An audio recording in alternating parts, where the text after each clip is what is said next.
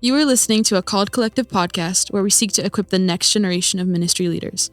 The Called Collective produces multiple podcasts, which you can find in the description below. To learn more about the Called Collective, visit our website at thecalledcollective.org or check us out on Instagram at The Called Collective.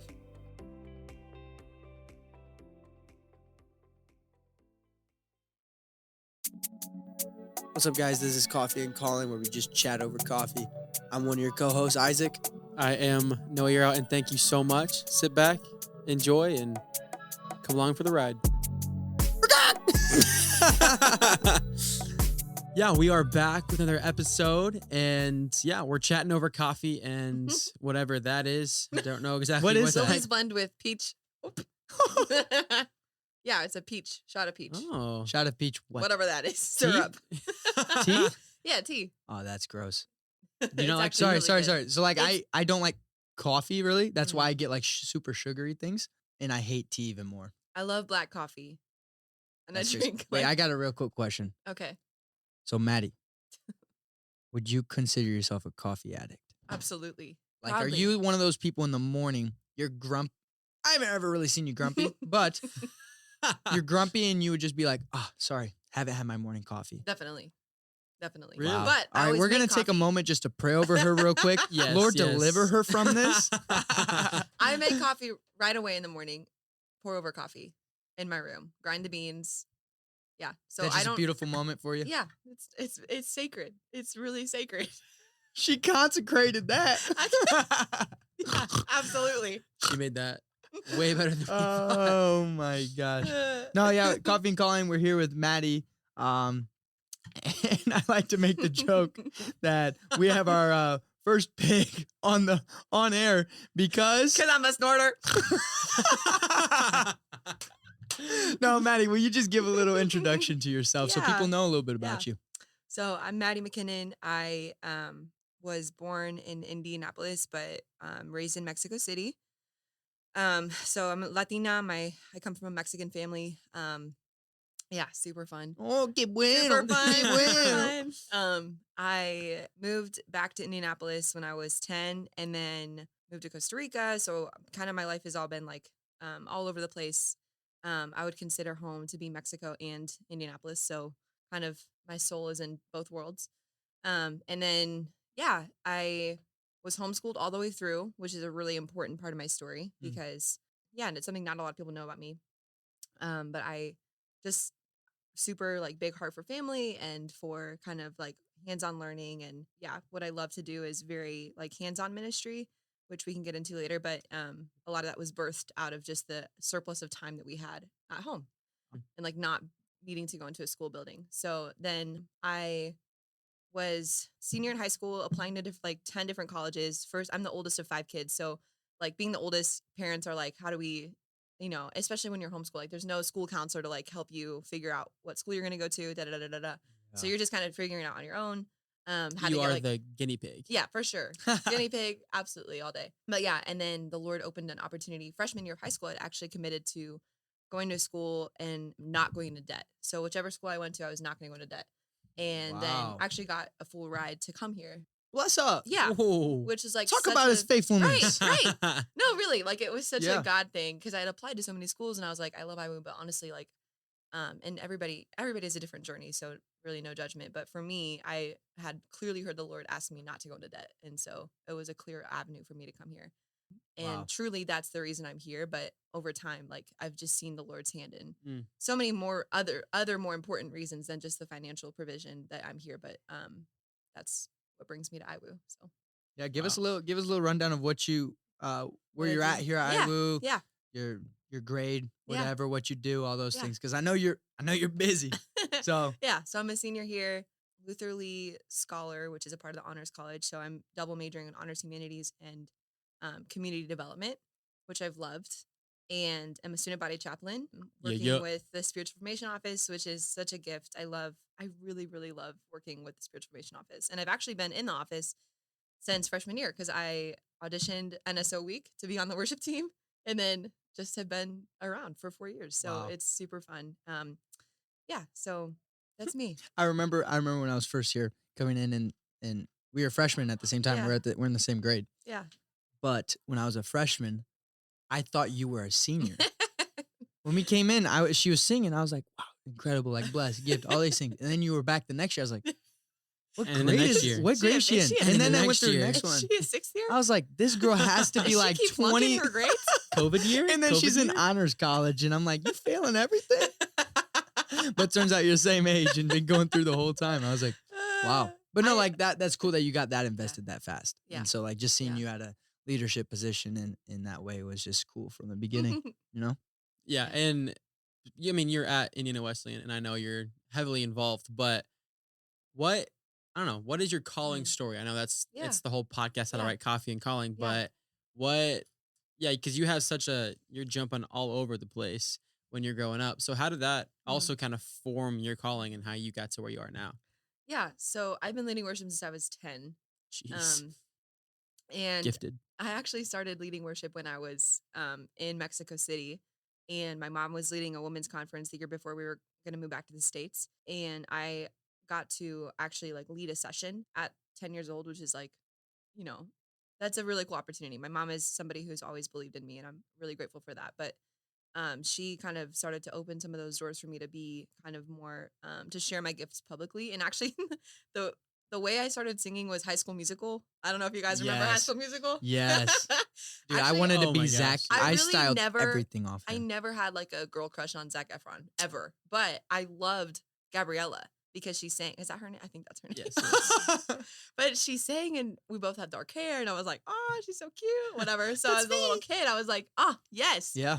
Anyway, started singing because I loved High School Musical. That's the honest truth. But then over time, I got more involved with the church and was able to kind of start leading in Hispanic spaces. And so Wow. leading worship for the Hispanic church has always been a really big part of my story. And then when we moved back to Indianapolis, we actually started attending a Hispanic church that met on Saturday nights.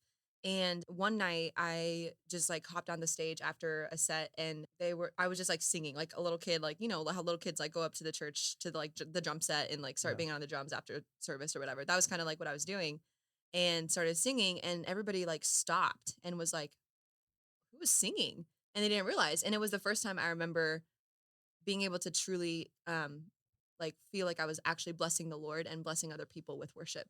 And it wasn't really like, look at Maddie. It was like, oh, wow, like actually the Holy Spirit has gifted me with this voice. Wow. That's only from the Lord. And anyways, I started to really like get involved in leading worship. And then when I was 14, started leading at my church in Indianapolis, was a part of a house church, and then more like a traditional church.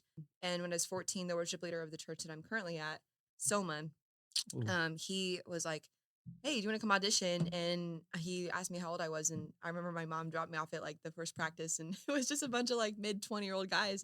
And they really didn't know I was 14. And they were all like, welcome, we're so glad to have you. Like, where did you graduate from? And I was like, I'm 14. It's No like, way. so- yeah. No way. And so I think I've looked older since I was 12. Like I've just kind of looked like this since I was really young. I don't know, just whatever. And so because of that, there's been an interesting, like people have asked me to be a part of a lot of different things. Yeah. Which honestly has been a gift that I've loved. So, and then, yeah, just like leading worship for inner city, and then leading worship for, my family did a motel ministry for a really broken part of the city where we met every Sunday morning just leading worship. And then we did a ministry for the elderly where I led worship for an assisted living home. And it was so funny. Like people would be falling asleep in the middle of the song, like just like snoring, like John over here just can't hear, his hearing aids aren't working. So he's like, did you say something? Did you say something? Like, and then I remember one joke. There's a song called In the Garden, and it says, and he walks with me, and he talks with me, and he tells me I'm his own. But this guy was the biggest jokester, like 87 years old, was skydiving on an annual basis, like still skydiving at 87. No way. 87? Yes. And he would, like, the whole song, he'd just be like, Andy. He would say, Andy talks with me. Andy, like the name Andy. So he's being The whole Oh my time, goodness. he's just making fun of me. So anyways, it was this interesting mix for me leading worship, which is my calling, is to lead worship. But it was an interesting mix for me to be in like settings that were like more traditional, but then honestly, like my heartbeat for worship really was birthed out of a super non-traditional space, like the assisted living place and the motel. And places where people aren't really applauding for you. Because Yeah. it's not like a celebrity thing. It's just like, thank you for worshiping. And like, so Wow. yeah, long story short. That's incredible. What would you say when you like lead worship and you said you led for Hispanic churches and Mhm. obviously with English and stuff like that? Which one do you, if there's a preference, Mhm. English or Spanish? I definitely prefer Spanish. Yeah. I do. Oh my goodness. When I was in Costa Rica, maybe I couldn't understand every single thing that they Yeah. said or understand like the weight behind what they were saying Yeah. sometimes Yeah. because it was different. But just the emotion that people Yeah. had when they were singing. I remember I'll never forget this when we were singing Tengo Hambre de Ti. Yeah. And I just remembered back to Costa Rica when I was singing in Spanish with them, and some guy behind me, old guy, crying, just Santo, Santo, Santo. And I always go back to that now. And so I just like Spanish worship. It's just beautiful to see worship in so many other languages, you know? Yeah, it really is. Wow, and to lead in it. And you get to roll your R's on the stage, which is so fun. Which is crazy because in Costa Rica they can't. That's true. I forgot about A that. lot of the Ticos can't roll their can't roll R's. their And so Rs. when I was here talking to some of the guys on my tennis team, well, one guy now from Chile and then another friend from Honduras, they always make fun of like Costa Ricans because they're like, because they can't roll them. I was like, that's why I fit in because I can't Yeah. roll my R's. That's so But funny. wow, man. that's beautiful though. You're a Tico at heart. How humbling of an experience has it been coming to the point? Because you said feeling called to lead worship at these places that really aren't desirable places, you know, assisted living homes, places where it's rough, you know, and you just get the realness of life and how hard it is. How humbling has that been? Because I know you've been given a lot of opportunities, and so opportunities will come with other churches, bigger churches, things like that. How has that been? Yeah. I mean, I think when I read the gospel, I never see Jesus being super obsessed with like how many people are in the crowd. I think obviously the heart of the Father is that all men would come to know him, and his heart is that all people would be drawn to him. And yet when I see Jesus in the scripture, it seems like numbers in human perception is associated with like status and like power and like how many people are going to be here and how many people did I reach? How many people did I lead? And that's never Jesus's approach. His approach is always like to leave the 99 for the one. And like that's in tandem with like, yes, he wants all people to come to him. And yet he is so humble that like it never really is about, look at me. It's about just this humility of like reaching people and just being faithful in your in faithful obedience. And so for me, like, I think, definitely I was the most amount of people that I've led for. And it's interesting, like people at the motel and people at the assisted living place would never applaud, right? Like it's just never, and here I get a lot of like, oh, you're so good at singing. You're so, and all hearts are like, that's born out of just a place to want to encourage. And so again, that's not like a judgment statement. It's more of like an observation of like, there's this interesting thing in Christian culture where a lot of us just want to be noticed if we're being honest. And that's it. It's okay to be honest about that and just to say like, you know what, I'm just really hungry to be noticed. But what my prayer has been for my ministry is that it wouldn't be about being noticed, but that it would be about just being faithful. And like, if there's one person that comes to chapel and is touched by my music and by my voice that the Lord has given me, then that's enough. And like, I was listening to this podcast. I'm a big podcast junkie, but I was listening to this podcast a few weeks ago, and this guy who's a worship leader, Jonathan Helser, he wrote the song No Longer Slaves. And he was like wrestling with like, Lord, like, why did you give me this gifting of like singing? And, you know, what do you want me to do with it? And when he was in his early 20s, he heard the Lord say, I just thought you would enjoy your voice. I just thought you would, I just gave it to you because I thought you would just enjoy it. And it wasn't like this, like, you're gonna, you know. And so it's, I don't know, it's just an interesting, like, I just thought you would enjoy your voice. Simplicity of it. Yo, oh my gosh. I'm so glad you said that because just to hear the simplicity of that, because that applies to all gifts then. Yeah. It can be like, Lord, why'd you give me the gift of tennis, athleticism, or different things, or speaking, whatever. Fun. And he's like, I just thought you would enjoy it and have fun with it, you know? And somebody told me, they were like, go out and play your sport, go out and sing, go out and do whatever the Lord has called you, has created you to do, gifted you to do, and do it for him and enjoy it. Yeah. Because when he watches you do what he created you to do, he loves it. Yeah. You know? And so just what was it? I watched this thing on John Bellion. Do you know who that is? Yeah, love him. Man is He's gifted. amazing. Oh my goodness. So he did this like COVID concert where it was all online and people sent in songs for him to do. And you could just, I've never seen someone be so in their gift and just really feel like the Lord is enjoying them doing that.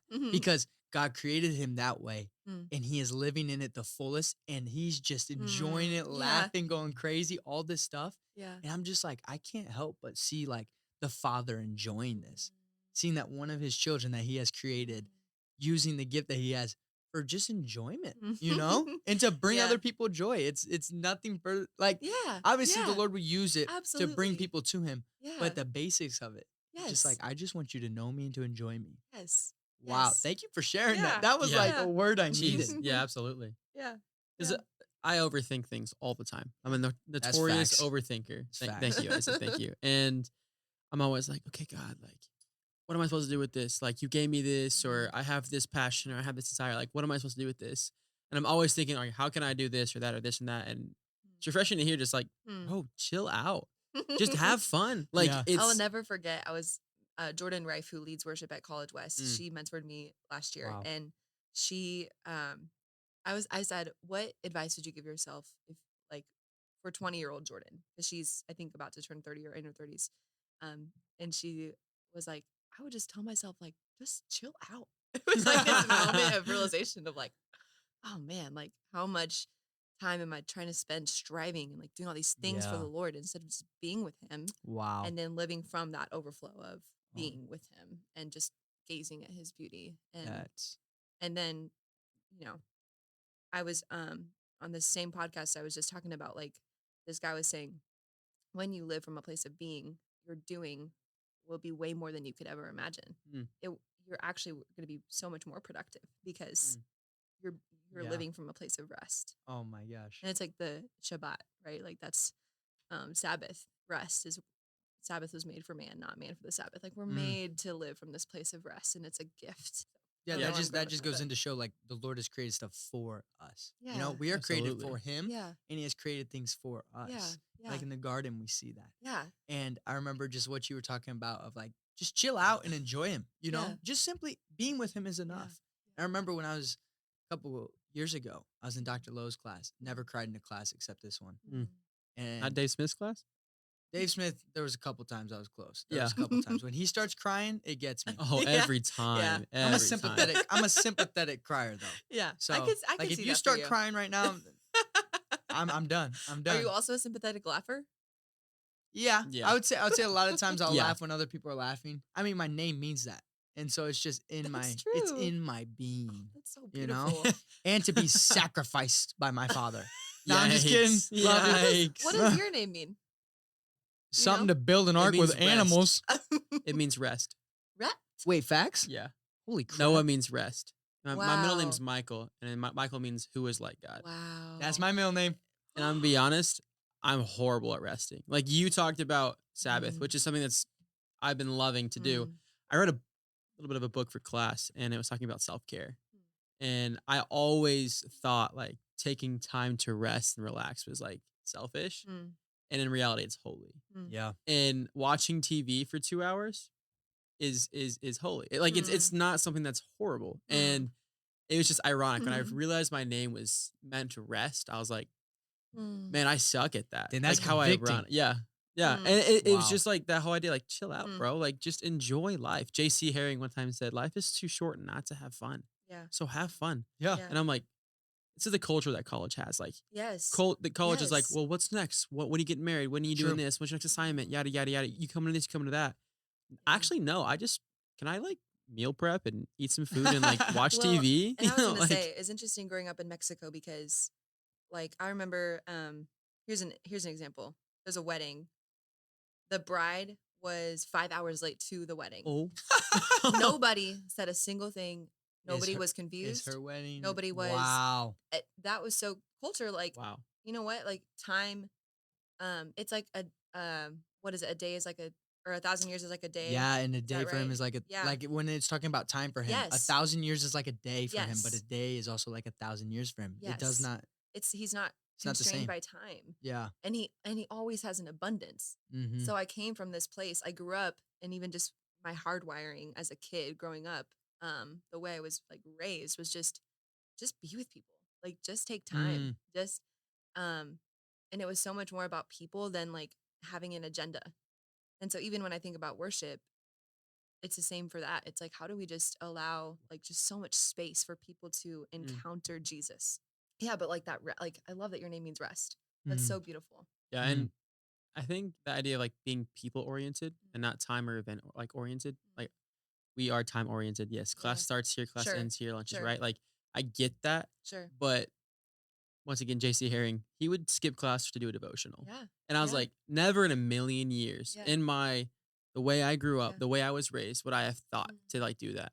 Like if the Lord was convicting me and I was having a moment with the Lord and I was like, oh, I have class, I would go to class. Then it kind of like switched my brain. I was like, what really matters? Yeah, of course, I need to turn this assignment. Sure.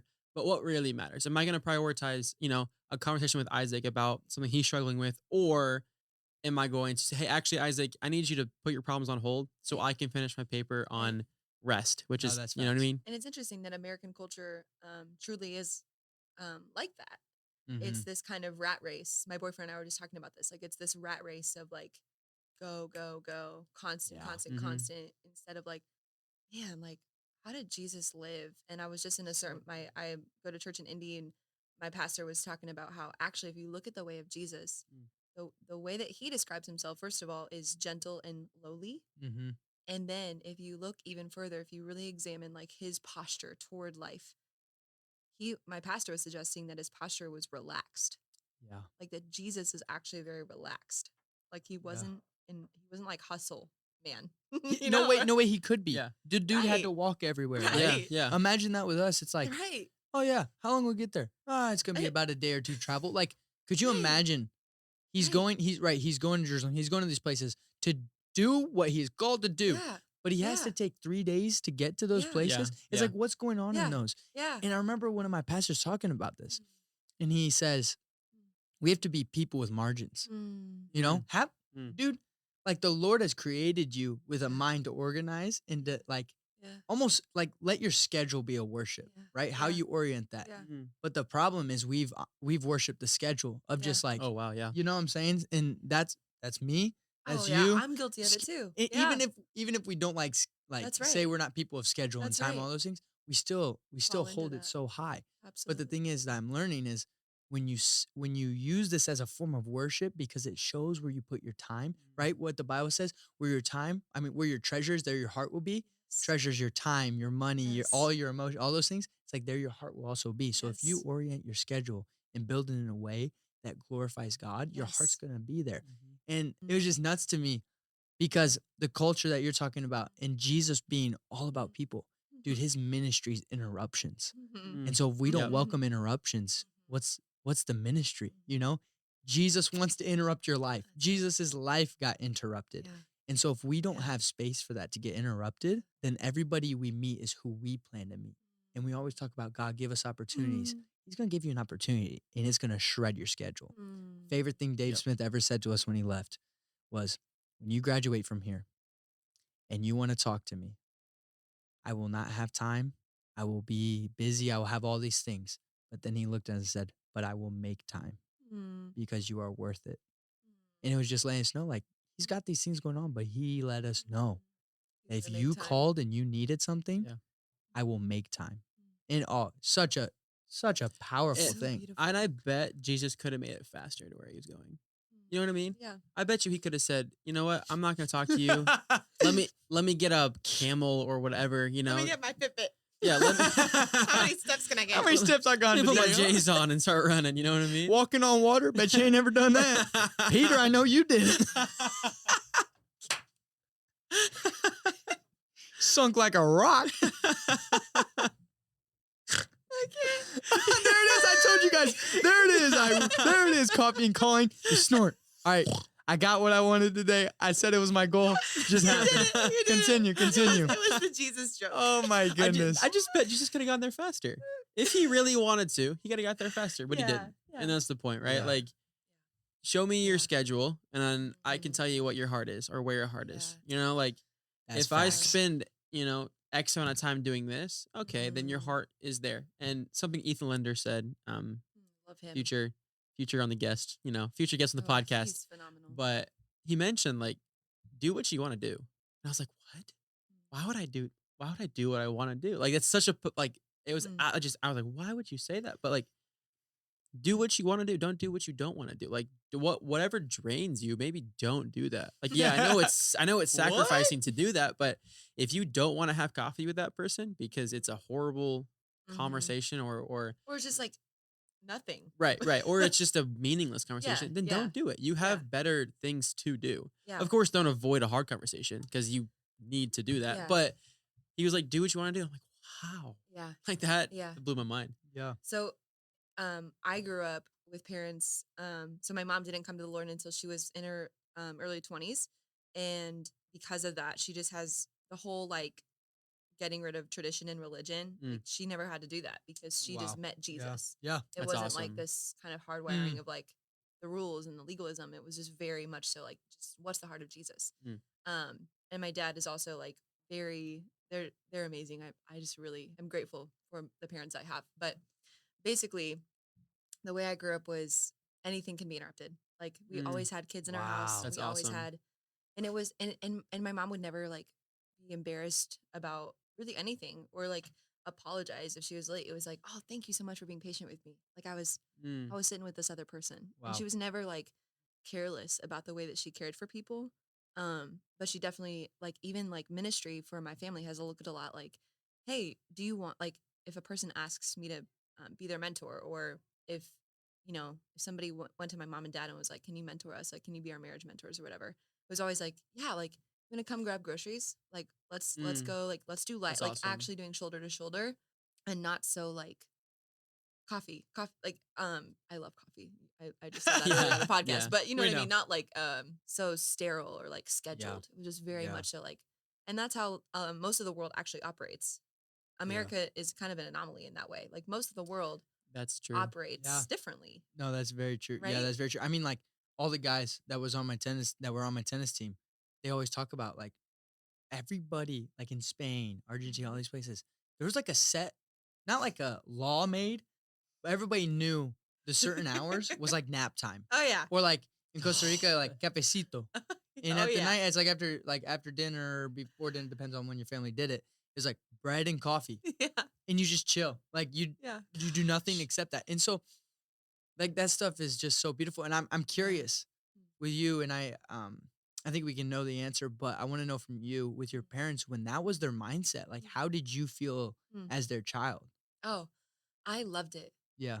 The word I would say that marked my childhood was permission.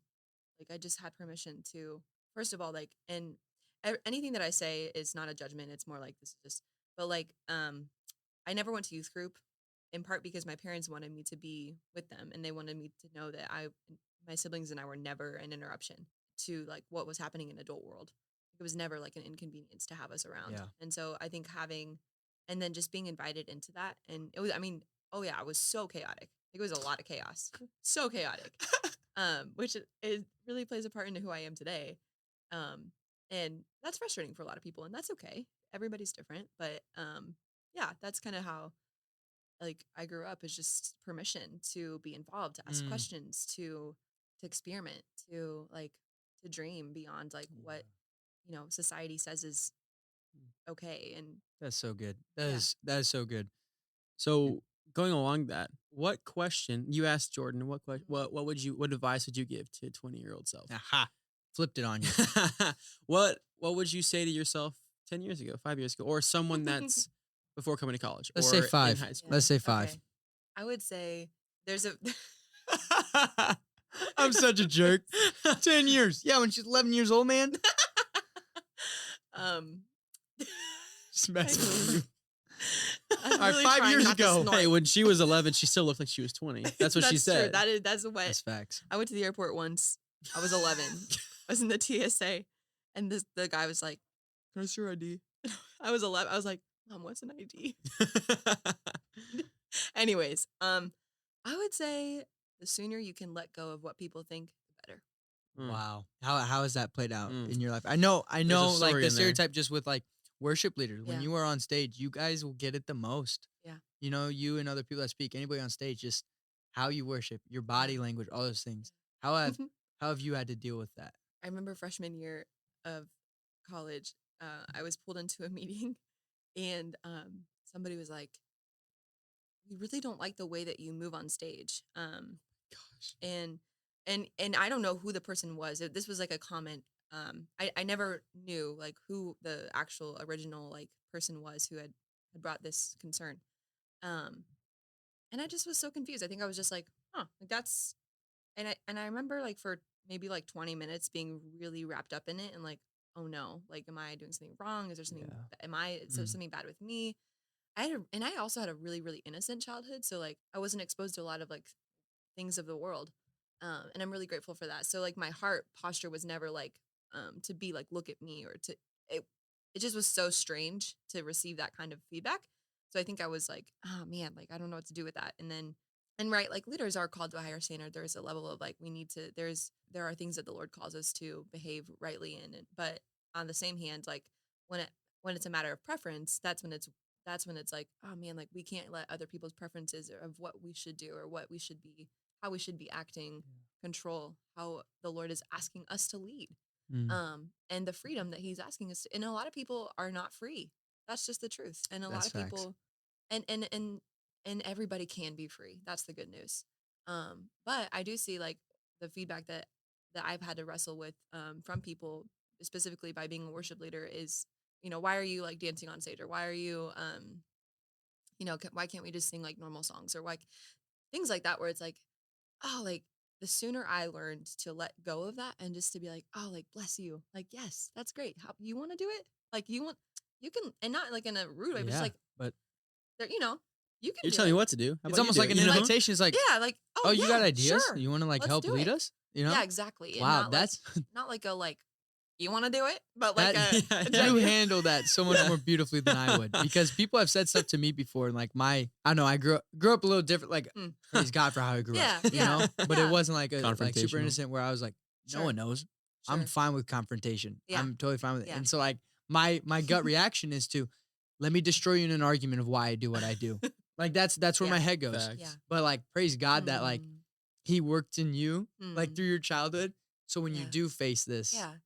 because that's just what's gonna happen. Yes. You know? And you have to like, if I actually think I wasted a lot of time freshman, sophomore year thinking about what other people thought of me. I really do. And more recently, the Lord has freed me from that. Praise the Lord. One of my favorite authors in the whole world is Brene Brown, and she has a few things that I especially love. But one of the things is wholehearted living guideposts. So she's this researcher and kind of does research on like human connection and how humans operate. And one of the most fascinating things that she says is like letting go of like what people think really is like a game changer for our lives. Because if we let go of what people think, like we're released to be the freest and truest version of ourselves, especially when we're believers. Like the Lord has called us to be these kinds of people that are really set apart. But when we allow other people's opinions to kind of pile on top of that, it really can quench the spirit in us, and it really can minimize the room that we have for the Lord to make us into who we're created to be. Does that make sense? It's kind of like a far-fetched, but that makes so much Yeah. sense. No, And absolutely. thank you so much for like sharing all that. Yeah. Because I was curious how that was playing out. yeah. But yeah, seeing the Lord's faithfulness in that, and seeing that Him work through that, and working through those people as well. You know, and on And- all aspects. And now I'm actually seeing the opposite, where I'm seeing people come up and be like, "Thank you for like moving the way that you do on stage." For one person who was a Latino on campus was like, "Actually, like, I can't even tell you how much that meant to me that you sang that song and that you were able to move on stage in a way that is like glorifying to the Lord, that is like freedom in His presence. That's like, this is not a show. This is just genuine, like, And that may be freedom. like when you focus on the negative, yeah, you see that more than you see the positive. yes, Right? Like yeah, I'm the opposite of Isaac. I'm a pushover when it comes to people's opinions. Like I'm like, yeah, sure, you're right. I don't even care. Like I'd rather just have that Yeah. non-tension than. But Isaac's taught me how to like stand up. Like, hey, this is Guys what you balance each believe. other Yeah, well. exactly. But it's real. Like when you get feedback for anything, you always see the negative Yeah. first and louder, Yeah. than you see the positive. And that's just awesome. Like Hmm. you get to celebrate all Yeah. of the positives from the gift that you have that you get to just enjoy. Yeah. And now other people get to help Yeah. you enjoy that. Yeah. And my best friend asked me the question. She was like, how would you describe your worship leading? Like, we think of different worship leaders, we think of like a word. So like when I say, Kim Walker Smith, maybe I think of the word power. When I think of, Tasha Cobbs, same, power. Like there's different words that we associate with different worship leaders. The word for me is freedom.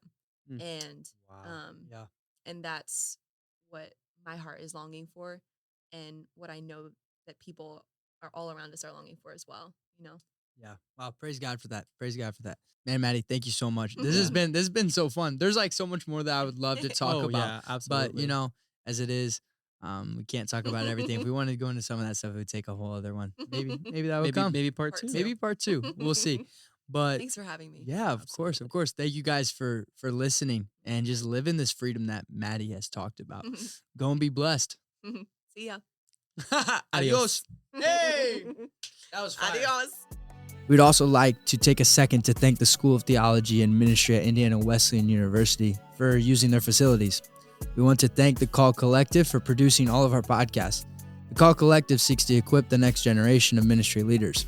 To find out more information, visit @thecalledcollective.org or check us out on Instagram @thecalledcollective. Thanks for listening again and taking time in your day to have the chance to be formed by the conversations we have over coffee. See you guys next week.